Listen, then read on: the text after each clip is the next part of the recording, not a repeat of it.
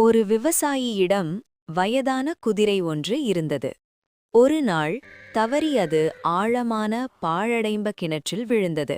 பயத்தில் குதிரை கத்திக்கொண்டே இருந்தது.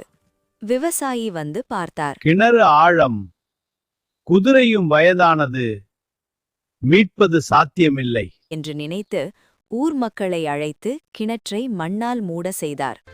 மக்கள் மண்ணை அள்ளி கிணற்றில் போட ஆரம்பித்தனர். முதலில் குதிரை பயந்து கதறியது. பின் தன்மேல் விழும் ஒவ்வொரு மண்ணையும் அது உதறித் தள்ளியது. கீழே விழுந்த மண்ணை மிதித்து மேலே ஏறியது. சிறிது நேரத்தில் கிணறு நிரம்பியது. அடுத்த நொடியில் குதிரை கிணற்றின் விளிம்பை தாண்டி வெளியே குதித்து ஓடியது.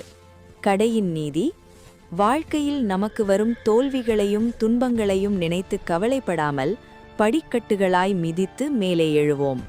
இந்த கதை உங்களுக்கு பிடித்திருந்தால் எங்களை லைக் செய்து மறக்காமல் சப்ஸ்கிரைப் செய்யுங்கள்.